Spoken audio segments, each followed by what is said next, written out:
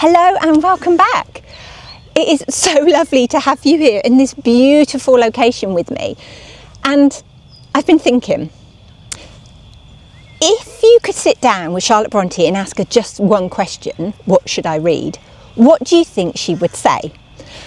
Would she give you maybe her favourite novel or a few suggestions or something light and something comforting? Or would it be something a little more intentional? Because the wonderful thing is we don't actually have to guess. Because in July 1834, writing from Haworth to her friend Ellen Nussey, Charlotte does something quite extraordinary. She sets out in her own words exactly what Ellen should read. And not just a book or two, no, not just a casual recommendation, but an entire reading programme. There's poetry, there's history, there's fiction, there's biography, there's natural history. A way of reading, a way of thinking. And when you start to look at it closely, it becomes something much more than a list. It raises questions. What kind of reader was Charlotte Brontë as a teenager? What did she believe books were actually for? And what does this tell us about her friendship with Ellen? Was she guiding her, encouraging her, or perhaps quietly shaping her?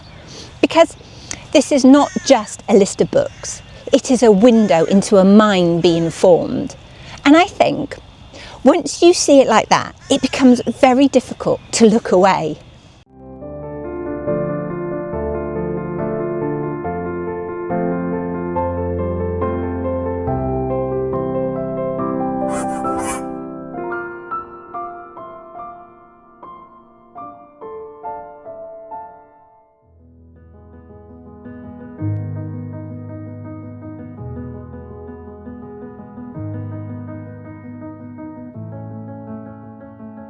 Ooh, sorry, that wasn't very ladylike, was it? I'm on a slight hill, so I kind of feel like I'm going down, but the camera's kind of levelled it out, so it probably doesn't show the degree of slope that I'm on.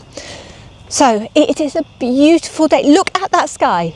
Can you believe we are in Yorkshire? I should correct myself here. We're actually just over the border in County Durham. Not quite Yorkshire, but close enough. When the sky is this beautiful, there's a bit of background noise over there.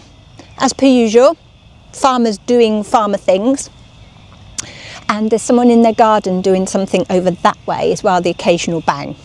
So, where are we? We are in the Church of St Andrew in Winston, which is just outside Barnard Castle, which is that way, and it's an amazing building. I mean, look at it. I'm going to take you round and I'll show you, because that bell tower is just something out of a Gothic novel, isn't it? It's just amazing. So the reason I'm in another church is, and you might wonder, do you spend all your time looking for churches? There goes that tractor.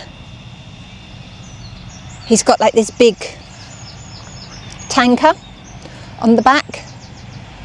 I think he's been filling it up, but he's now off. Anyway, so you might say, why are you always at churches? Well, the good thing about churches, they're quiet, they're always beautiful, you don't get many people here during the week, and they allow you to film. They don't have rules and regulations about what you can and can't film. Obviously, if there's other people, you respect them. But most places you go to, like in shops or libraries or public places, there's obviously rules to abide by for filming. And I have discovered I'm not really a people person. I quite like being on my own when I'm filming. I really don't like being stared at when I'm trying to think of my words. So coming here or coming to places like this is perfect, because apart from the people laid to rest who really don't say much, they're just wonderful places to come and have some peace. So, and I hope you guys don't mind that I constantly take you to churches. My life at the moment means that getting further afield and going off to different locations is really quite difficult. So coming out and about, visiting friends and then going to places near where they live is working beautifully at the moment. So stick with me. I promise I'm going to show you some beautiful places in the summer. I have got a list and I am so excited to visit some of them. So yeah, but today the Church of St Andrews is more than enough. It's, well, look at it. I don't need to say words, do I? It's beautiful.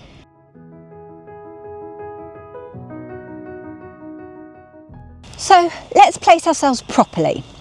We're in 1834. Charlotte Brontë is 18 years old and she's living at Haworth Parsonage in a village that in many ways feels quite small and contained. But intellectually her world is anything but limited. Books are central here. Reading is not just a pastime, it's education, it's self-improvement, imagination, and in many ways a way of reaching beyond the boundaries of daily life. And at the same time, we have a good friendship with Ellen Nussey. They met a few years earlier at Roe Head School, where Charlotte Brontë had been a pupil between 1831 and 1832. And at this point in 1834, she's already left as a student, but she's not yet returned as a teacher. That will come later in about 1835.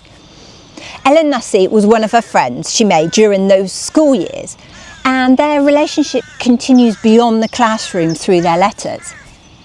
And what is important here is that this letter sits right in the middle of that transition after Charlotte's own student life is ended, before her return to teaching begins, which places it at a really interesting moment in her development, personal and intellectually. Their friendship then is not rooted in shared school experience, but it continues into this in-between space where both of them are shaping who they are becoming. They write to each other regularly. I mean, these really long letters, thoughtful letters, letters that have moved between the everyday and the deeply personal. So when Ellen asks Charlotte to recommend some books, this is not a casual question. It comes out of an established habit of sharing ideas, thoughts and opinions, and perhaps also out of trust. Now, what is interesting is that while we know Charlotte was a very serious and intellectually driven student, reading obviously widely and writing constantly, Ellen seems to have been steadier, more conventional in her tastes, practical and grounded. So when this request comes, we must pause and ask, what is Ellen really asking for here? Is she simply looking for something new to read? Is she asking Charlotte because she knows how much she values her opinion? Or is she, in some ways, looking to Charlotte for guidance? We don't have a clear answer, but Charlotte's response is very clear, and she begins, "I will do so in as few words as I can," which is quite abusing because what follows is anything but brief. And before she even gives a single recommendation, she sets a standard. If you like poetry, let it be first rate. I mean, that word first rate is doing a lot of work. Charlotte is not saying read widely and see what you enjoy. She is saying read the best, read what has value, read what will form your mind. And that idea sits very firmly within the culture of the time, because early 19th century reading, particularly for young women, is often tied to ideas of moral development. Books are not neutral. They can improve you or they can mislead you. And Charlotte leans directly into that. She moves into poetry and the names she gives are striking. We have got John Milton, William Shakespeare, James Thomson, Oliver Goldsmith, Alexander Pope, Walter Scott, of course, Lord Byron, of course, Thomas Campbell, William Wordsworth, Robert Southey. This is not a light or easy list. This is ambitious. This is serious reading. And then, almost as if she can hear Ellen's reaction before it comes, Charlotte pauses and says, "Now, Ellen, don't be startled at the names of Shakespeare and Byron." I mean, there is something so warm in that, sort of a little awareness, a little reassurance, and perhaps even a quiet smile as she writes it. Because both William Shakespeare and Lord Byron carried a reputation. They were admired, certainly, but also in some circles considered risky, complex and even morally questionable in places. And Charlotte does not ignore that. Instead, she addresses it directly, and this is where we get one of the most important ideas in the whole letter. She says, "You will know how to choose the good and avoid the evil."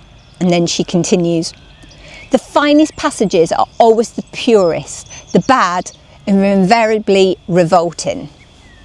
This is not just a reading list. This is reading guidance. She's not only telling Ellen what to read, she is telling her how to read with judgment, with discernment, with a kind of moral awareness that was very much part of the culture that they were living in. And then she becomes a little more specific still. She advises Ellen to avoid certain works, the comedies of William Shakespeare, Don Juan and possibly Cain. But even here it's not straightforward. She calls Cain a magnificent poem while still suggesting caution. And then, almost to balance everything she's just said, she adds, read the rest fearlessly. So what we have here is not strict censorship, it's something much more interesting. It's guidance, a kind of moral navigation through literature. And again, we might pause and ask, is this Charlotte sharing what she believes is right? I mean, is this gently shaping Ellen's reading? Or is this simply what it looks like when someone who cares so deeply about books tries to pass this on to a friend? And perhaps, as there was so much in her letters, it's going to be a little bit of all three.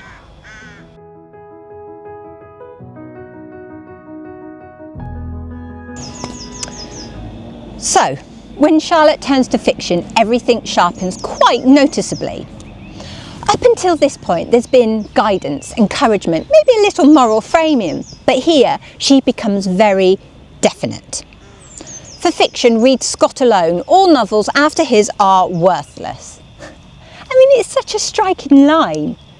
Walter Scott is not just recommended, he is set apart, placed firmly above everyone else. And everything that comes after him, in Charlotte's words, is worthless. Now, we do have to pause at that because it is quite something. I mean, do we take that completely literally? Does Charlotte truly believe that every novel written after Scott has no value whatsoever? Or is this something else? Is this the voice of a young reader who has discovered something she absolutely loves, and in that moment it feels unbeatable? Because there is a kind of intensity in early reading, isn't there? When you find an author who speaks to you, who opens something up in your imagination, it can feel as though nothing else quite measures up. And Scott, at this point, makes a lot of sense. His novels are full of history, drama, landscape, characters, and a strong sense of narrative movement. I mean, they are rich, they're immersive, and widely admired in the early 19th century. So Charlotte is not choosing an obscure favourite here. She is choosing someone who is already considered important. But even so, the strength of her statement is remarkable. Read Scott alone. Not Scott is very good, not Scott is worth trying, read him alone. So again, we might ask, who is this for? Is this Charlotte expressing her own taste strongly and unapologetically? Is she trying to guide Ellen away from what she might see as lesser or more trivial novels? Because it's worth remembering that by the 1830s, fiction is becoming more widely available, more popular, and in some circles, a little suspect.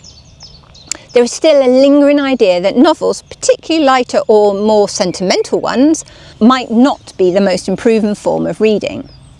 So, is Charlotte in a way protecting Ellen from that, or is she simply saying, if you're going to read fiction, make it count?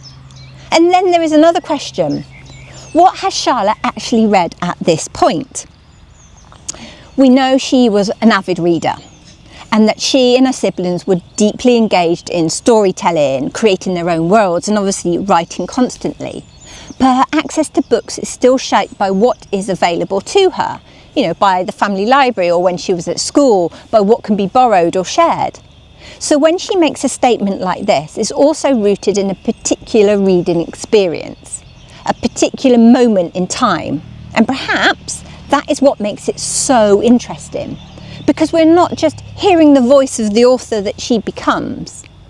We are hearing the voice of an 18-year-old reader forming her opinions, testing them, expressing them with confidence. And that confidence is important. She's not hesitating. She's not qualifying. She is saying this is what matters. And again, we might come back to Ellen. How does this land when she reads it? Does she agree? Does she smile at certainty of it? Does she follow it? Or does she quietly continue reading whatever it is that she likes? We don't know, but it does give us a sense of the dynamics between them. Because in this moment, Charlotte is not just sharing, she is asserting. And that perhaps tells us just as much as the books themselves.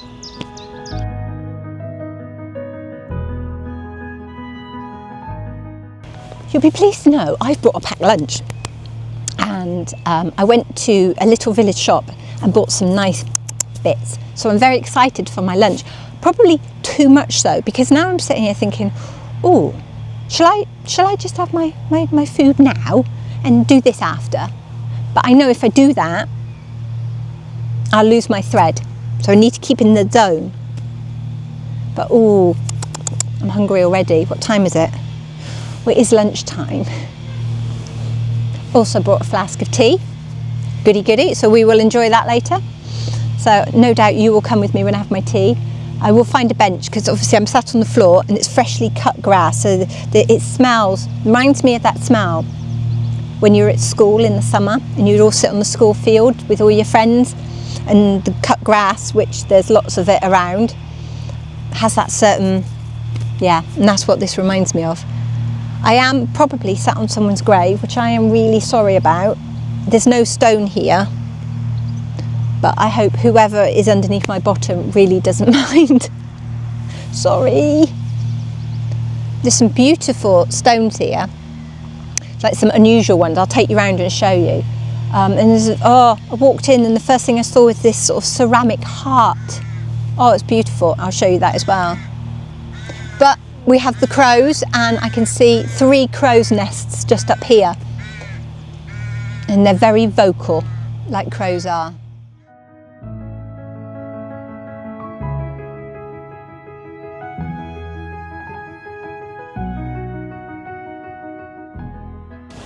So, next Charlotte turns to history. And again, and the names she gives are telling. We've got, future Kate, put this in. I can't remember. Yes, Kate. David Hume, Charles Rowling, and what she called the universal history. But it's not like reading. It's serious, it's structured, often quite dense historical writing. And that in itself is worth pausing on, because for Charlotte, history certainly sits alongside poetry and fiction as something essential. Not optional, not decorative, but part of a well-formed mind. And that reflects something broader about the period. History, at this time at least, is not just about knowing the past.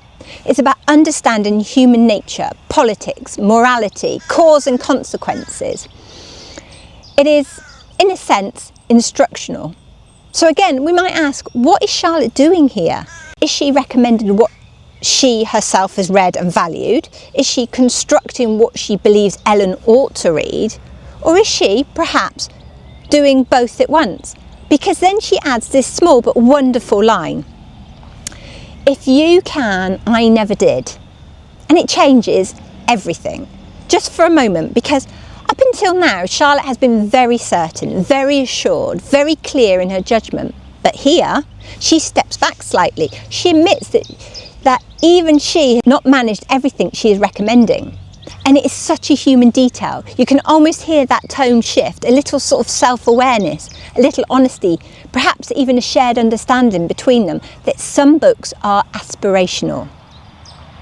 The kind of books we feel we should read, whether or not we ever quite get through them, and it softens her. It brings the letter back into a space of friendship, because this is no longer just instruction. It is shared experience. It is Charlotte saying, I value this, I recommend it, but I'm also still working my way through it myself.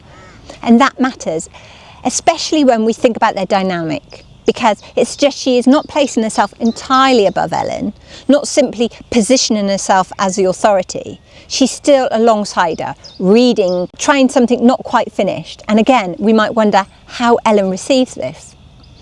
Does it make the list more achievable, more relatable? Does it make Charlotte's earlier certainty feel less intimidating? Or does it simply make her smile because it is such a familiar moment even now, recommending something you believe is important while quietly admitting you've not actually quite conquered it yourself. And in a list that can feel quite demanding, high-minded, this line does something very subtle. It makes space. It reminds us that behind all the judgment and all the conviction, there is still an 18-year-old figuring things out just like the friend she's writing to.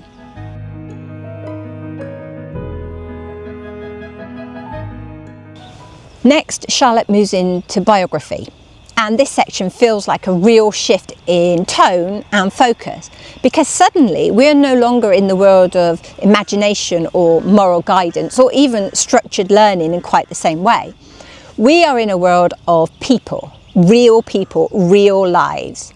She recommends, editing Kate, put the list in for me please, because there is no way I can remember. We have got the lives of the poets, the life of Samuel Johnson, life of Nelson, life of Burns, life of Sheridan, life of Byron, and the remains of Henry Kirke White. And what is interesting here is not just the list itself, but what it reveals about Charlotte's reading interests at this point.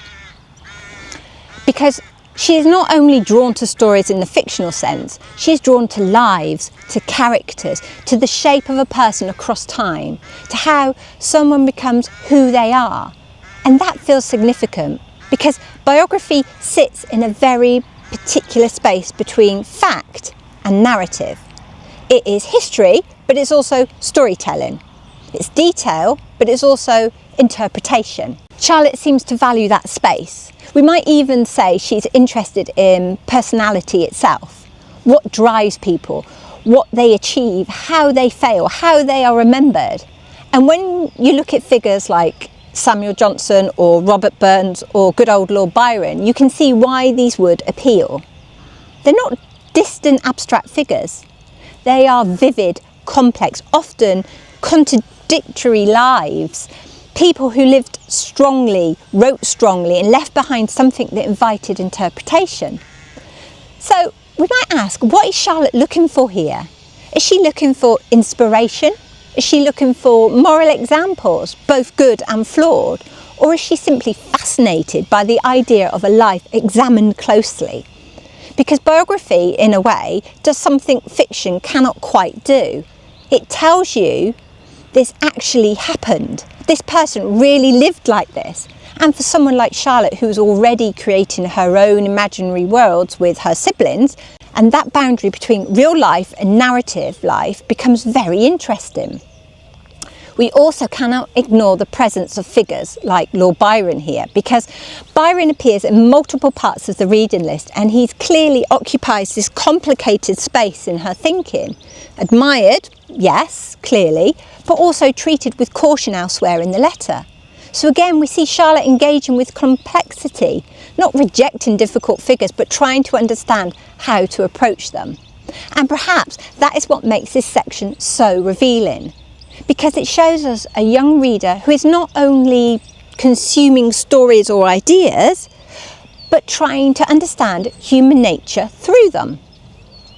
Which kind of leads us back to something important. Because when we think about what she will later create in Jane Eyre, it's very hard not to see the connection. Strong interior lives, complex characters, moral tension, personal development, all of that is already here. In seed form, yes, but in what she's choosing to read. And it leaves us with a question. Is Charlotte recommending biography because she finds it interesting? Or because she's already, even at 18, thinking like a writer, trying to understand how real lives can be shaped into meaningful narrative? And perhaps, as with so much in this letter, the answer is not either or, but something and somewhere in between.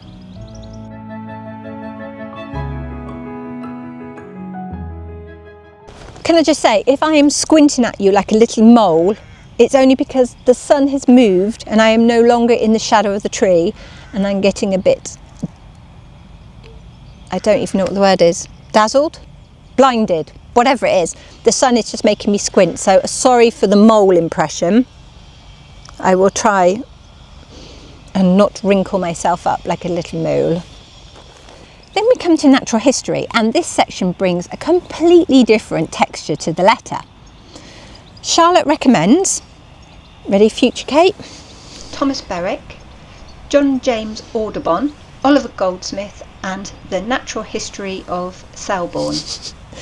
And suddenly the reading list opens outwards, away from moral instruction, away from poetry and fiction and biography, and into something much more observational, the natural world. And what's interesting here is the shift in attention. This is not about human behaviour or imagination or historical narrative.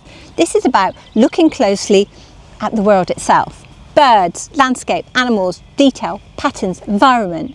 And that feels important when we think about where Charlotte is living at this very moment.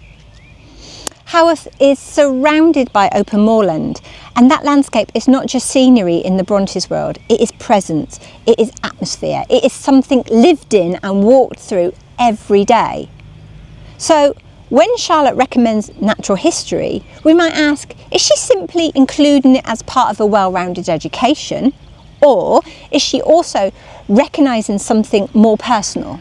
The importance of observation, of paying attention to detail, of seeing the world clearly. Because natural history, especially in the early 19th century, is not just scientific classification, it's also descriptive writing. It teaches you how to look, and that feels very connected to the Bronte imagination. Because even though their fiction is often emotional and psychologically intense, it's also rooted in place. The weather, the landscape, the mood. And you can almost imagine that sensitivity to environment being shaped, in part, by this kind of reading. You might also pause on good old Thomas Beswick, or Bewick, whose wood engravings were widely known and admired at the time. His work in particular blends art and observation in a way that feels almost narrative in itself. And we know the Bronte children owned one of his books, which they loved and studied it closely, and even copied the images into their own early creative work. And the natural history of Selborne is also attentive, built around careful, patient recording of the natural world. So again, Charlotte is not choosing random texts. She is selecting works that encourages a particular way of seeing, a slower way, a more attentive way. And if we step back for a moment, there is something quite beautiful about the balance in this reading list. Because alongside the intensity of poetry and the moral framing of reading, the complexity of biography, we now have this quieter register. Observation, stillness, attention. And it makes you wonder, was Charlotte, even at this age, already aware that imagination alone was not enough? That understanding the world also required looking at it closely. And perhaps that is what makes this section feel so grounded. It reminds us that for all the intellectual ambition in this letter, there's still a lived environment shaping it. The moors, the weather, the smallness of Haworth, and the expansiveness of what can be seen from it. And again, we might ask, how does Ellen receive this? Does she imagine herself reading these books and then looking out at her own surroundings differently? Does Charlotte intend that effect? Or is it simply an instinctive part of how she herself experienced the world? Because this section, more than perhaps any other, brings us back to something very simple. Reading is not separate from life. It is part of how you notice it.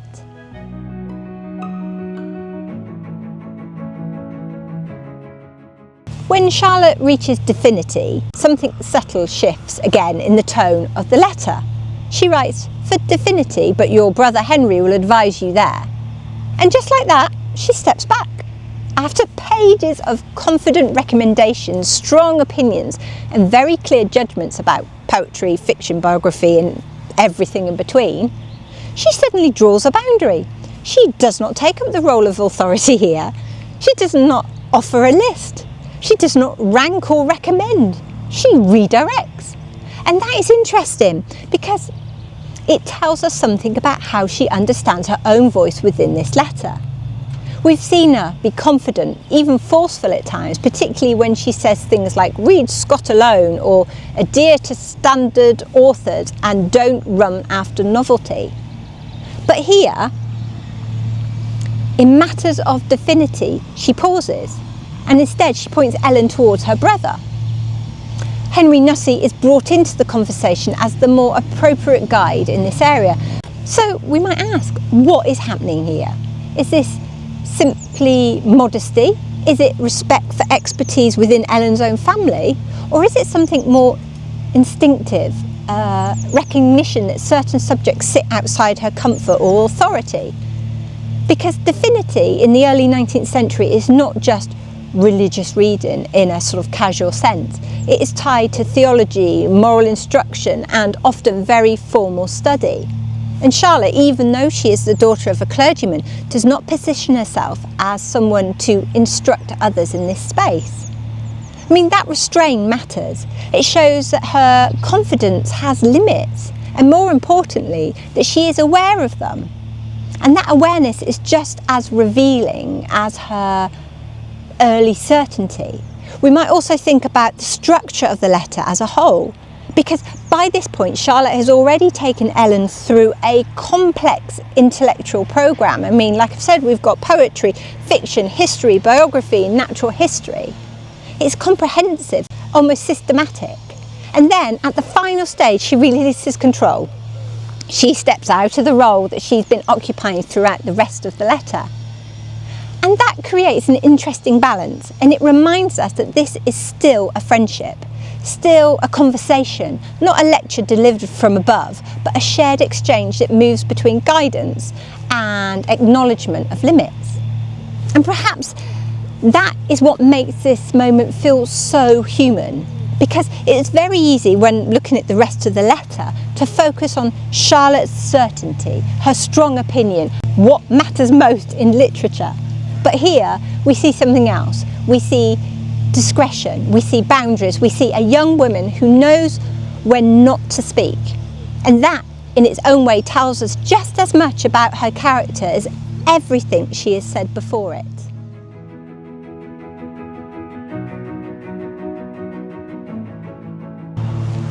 There can't be much more for that farmer man to do in that field. I think he's quite close to the wall, so I can hear it a lot more now. But I can't see him because the graveyard kind of does that. There's a wall and then there's a drop and then there's fields. And he's somewhere in that field. And then the other side of that field is a road. But he's there, buzzing about with something. And then we reach the line that quietly kind of pulls the entire letter together. I only say adhere to standard authors and don't run after novelty. I mean, it sounds simple at first, almost like a passing piece of advice at the end of a long list. But in reality, this is Charlotte's reading philosophy in one sentence. Charlotte Brontë is telling Ellen Nussey something very specific about how to approach literature. The church was locked that day, but I didn't mind at all because it was such a lovely day. I thought I'd walk down to the river and take you all with me. Read what has lasted, read what has been tested, and read what has established value. And perhaps most importantly, in her view, do not chase what is new simply because it is new. There is a kind of certainty in that statement, but also a kind of caution, a belief that novelty is not automatically worth attention, and that stability in literature matters more than fashion. And when we think about the period she's writing in, the idea makes a certain amount of sense. The early 19th century is a time when print culture is expanding. Novels are becoming more widely available, and reading is beginning to shift from something relatively select to something much more accessible and varied. So the idea of running after novelty is not just about taste, it's about abundance. Too many books, too many choices, too much that may not be, in her view, worth the time spent on it.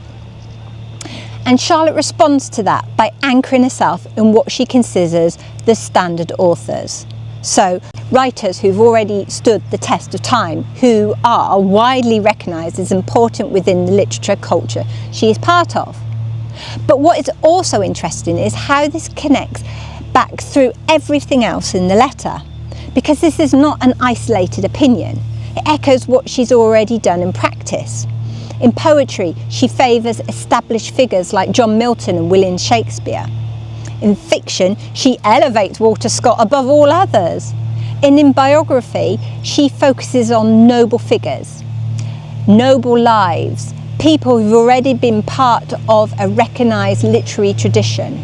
So this final line is less of a new idea and more of a summary of everything she's already expressed. Sort of a way of saying this is the principle behind it all. And yet there is something in it that feels very current, because even now we still ask versions of the same question. Do we read what is popular in the moment, or do we focus on what endures? What still matters in, say, 10, 50 or 100 years' time? And Charlotte, at 18, is already leaning clearly towards the latter. There's also something interesting about the certainty of it, because while she is confident in her view, she's also writing to a friend. This is not a published essay. It's not a circulating manifesto. It is a letter, which makes the directness of it feel even more striking. She's not just thinking these things, she is sharing them, and she's inviting Ellen to adopt them. So we are left with another question. Is this simply Charlotte expressing a personal reading preference, or is this Charlotte beginning to articulate a broader way of thinking about literature, value and judgment? And perhaps, as with so much in this letter, the answer sits somewhere between these two ideas: personal belief and emerging literary philosophy.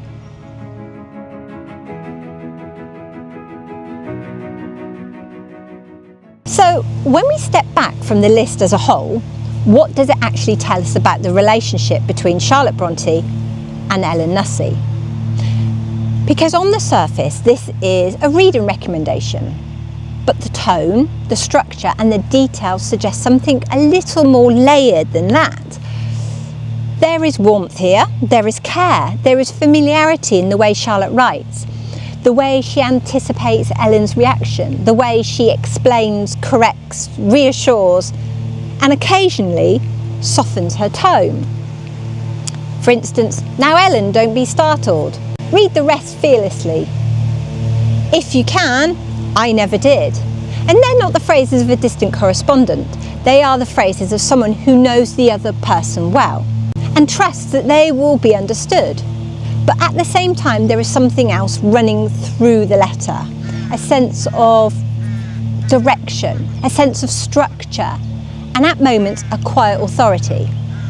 Charlotte is not simply exchanging ideas, she is curating them, selecting them, framing them, and even at times ranking them. So we might pause here and ask, what is actually happening in this friendship when it comes to books? Is Ellen genuinely asking for guidance because she values Charlotte's judgment? We know that they met at Roe Head School and that Charlotte both studied and later taught there, which places their friendship within a shared educational environment where reading and learning would have been central. So there's already a foundation of intellectual exchange between them. But is Ellen, in this moment, looking for more than suggestions? Is she in some ways looking for direction? And if so, is Charlotte consciously stepping into that role? Or is she simply responding in the way that feels most natural to her as someone who has strong opinions about literature and a deep belief in the value of certain texts? Because what is so interesting is that Charlotte does not present herself as uncertain here. She does not hedge her views very often.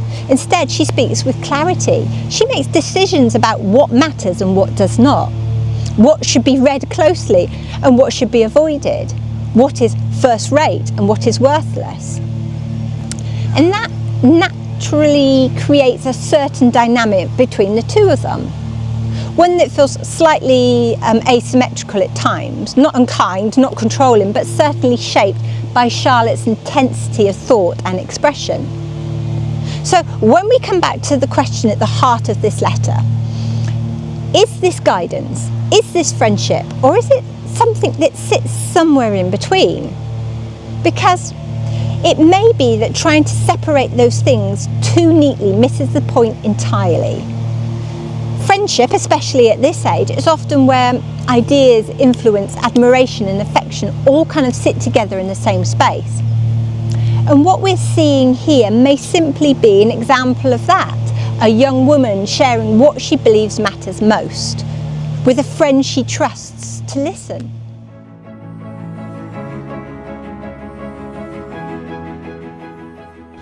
I'm paranoid and my nose is running. I don't think it is. I think it's the cold air, because it's beautiful, but it's still cold, hence the big coat. That was terrible. I'm gonna have to do that better. I also get a bit of drink because my throat's getting dry.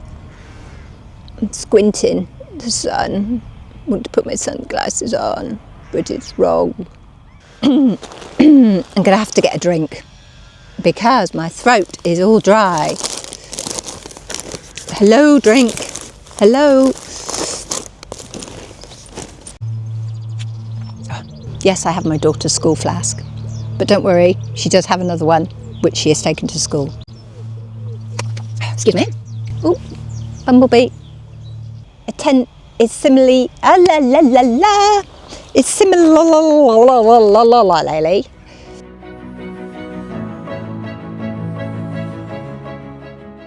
What I love about this letter is it gives us Charlotte Brontë not as the author of Jane Eyre, but as a young woman still forming her ideas in real time. She's reading, thinking, judging, sharing, and she's reaching out to her friend Ellen Nussey with something she genuinely believes matters. There is something very human in that, something unfinished about it as well, but in the best possible way, because she is not speaking from distance or hindsight. She is in the middle of it, working out what she values, what she trusts in literature, and how she wants to pass that on. And perhaps that is why this letter stays with you. It's not just a reading list, it's a moment of thinking out loud. And if you'd like to read Charlotte Bronte's letter for yourself, I've popped it into the description, so have a look at that. So I have my famous 3 questions for you today, and I'd really love to hear what you think. So, number 1, do you feel Charlotte Brontë was guiding Ellen Nussey's reading or simply sharing what she loved at the time? Number 2, what does this letter tell you about Charlotte as a reader and the way she was already forming her ideas about literature? And finally, number 3, do you think Ellen actually read the books Charlotte suggested? Or do you think she looked at the list and thought about it and chose her own way through it in the end? Let me know in the comments. I always enjoy reading your thoughts and I'd love to hear your views on the letter. So thank you for watching this video and all my other ones too. It really does mean a lot to me, so thank you. If you like this video, please do that whole likey, subscribey thing because it really does help me out and it lets YouTube know that we want to watch more Bronte content. Have a great weekend, take care of yourselves, and I will see you all the Friday after next for more Bronte adventures. I'll see you soon.